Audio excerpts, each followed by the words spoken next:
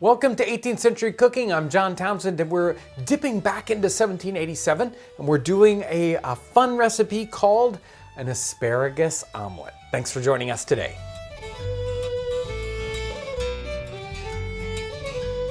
So this recipe is from the London Art of Cookery by John Farley. This is 1787. And let me read this. This was a nice short recipe. I'll read this one to you. It's called an omelet of asparagus. Beat up 6 eggs with cream. Boil some of the largest and finest asparagus. And when boiled, cut off all the greens into small pieces. Mix them with eggs. Put in some salt. Put in some pepper and salt. Make a slice of butter hot in the pan, put them in, serve them up hot on buttered toast. I found this one kind of interesting. This recipe is in the made dishes part of this cookbook, where you'll find recipes that are kind of like this, made up things, eggs. Right before the omelet section, there's the macaroni. A few months ago, we did the macaroni and cheese episode. There's a Solomon Gundi here. In fact, there's a lot of recipes in this section that are obviously foreign influenced, and this omelet one is probably a French influence. And right here at the latter part of the 18th century, English cooking, especially this higher end English cooking, definitely influenced by these continental cooking things that are coming over from France and from Italy. So this is a very simple recipe with only a very few ingredients, really. We've got some eggs here. I've got a half a dozen eggs. I've got a little bit of butter that we're going to end up cooking them in. We've got our asparagus, of course, and I've just got a nice big bundle of asparagus. That really is up to you about how much you want to put in here. We've got a little bit of salt and pepper. I've got about a cup of cream. I'll kind of judge that as I put them into the eggs. And of course, we're going to serve this up on toast, so I've got some bread sliced up. And yeah, no, unfortunately, there is no nutmeg in this particular recipe. Let's get started. The first thing we need are our eggs. We need a half a dozen eggs. If you want to go with more of an 18th century equivalent, you might want to use medium-sized eggs. I'm going to use regular large eggs here. Let's get these into a bowl, whisk them up, along with about a half a cup of cream. He doesn't say how much cream to use, so I'm just kind of playing it by ear here. We're going to pour in our cream. Next comes the asparagus. Now the asparagus, he says to boil it. A more modern interpretation might be to just steam our asparagus. We don't want to lose all those nutrients, or you can just lightly boil them. That's going to work too. And now cut them up into nice small pieces. Now he refers to the green part.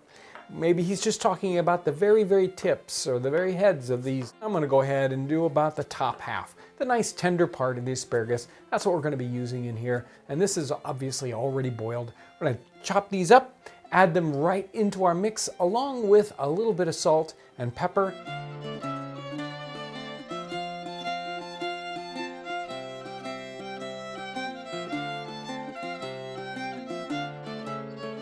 Now it's time to get the pan ready on the fire.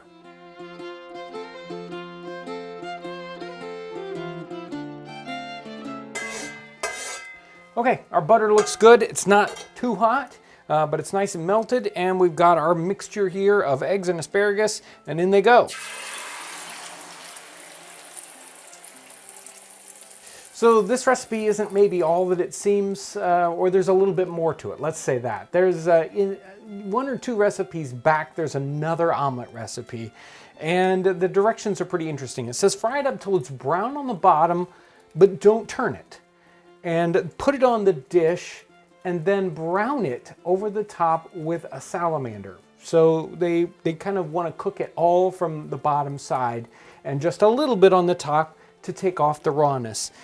I'm going to experiment with this one and very gently kind of slow cook it. So instead of flipping it over, I think I will go ahead and flip it over, but I want to very slow cook this like you would scrambled eggs. We don't want to overcook this. We don't want to brown it on the bottom, really. At least that's not how I want it. So I'm going to let this cook rather slowly and kind of watch it cook all the way up to the top. We're going to see how it goes.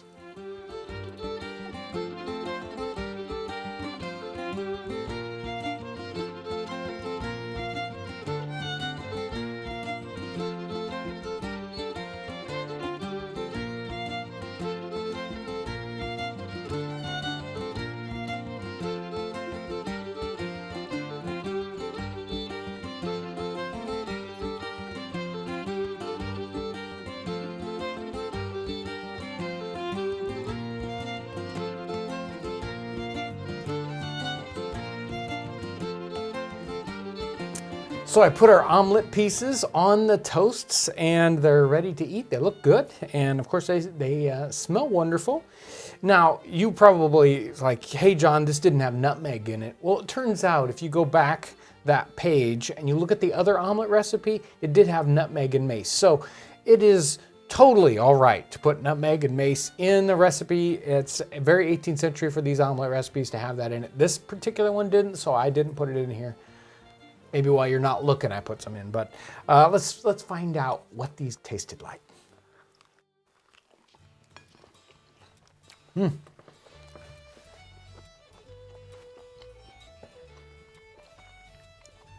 is a really, really good combination.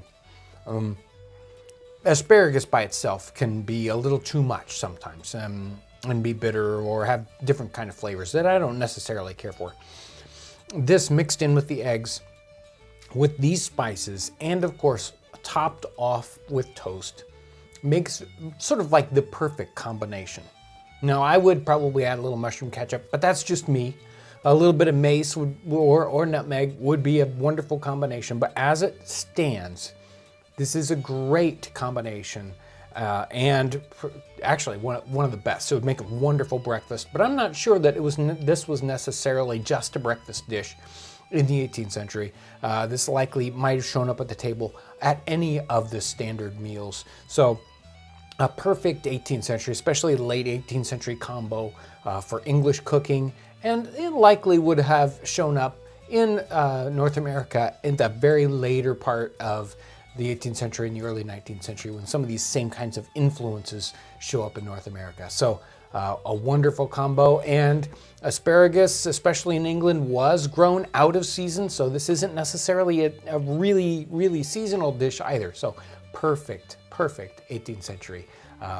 Very tasty recipe. So I'm going to really recommend this particular cookbook. This is the London Art of Cookery. It is from 1787, and Mr. Farley here, John Farley, has a really good mix of recipes here. This is a good sizable cookbook with a lot of different kinds of cooking in it. In the back there is a marketing table that tells you what products we're selling for at the time. There's also some appendix information and some tables of what's proper in the season. So there's a lot in this cookbook and a lot of really good hints about what food tasted like in the 18th century. Just like this, we get to taste this and say, yeah, in the 18th century, the food that those guys had when they cooked this, it tasted exactly like this. So we can kind of reach back into history and figure out exactly what these things were smelling like and what they were tasting like. I really want to thank our incredible YouTube community for all the amazing support that we get. When you support us by buying books or by sharing our videos, that makes a tremendous difference to what we do here and the kind of videos do. So thank you so much for that, and I want to thank you for coming along as we savor the flavors and the aromas of the 18th century.